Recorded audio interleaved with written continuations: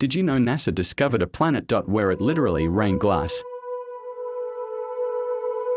This terrifying world is called HD 189733b, and it's located just 64 light-years from Earth. The planet's winds reach 5,400 miles per hour. That's faster than a bullet. And instead of water, this planet's atmosphere is full of silicates. Yes, it rains molten glass sideways.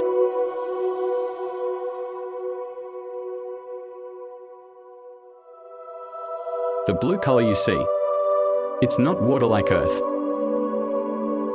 It's from light scattering in the thick, deadly atmosphere. Imagine standing there, glass shards flying at you at supersonic speed. It's beautiful and horrifying. This is not science fiction. This is the real universe. And NASA is just getting started. Want more insane space facts? Follow for more mind-blowing discoveries from beyond Earth.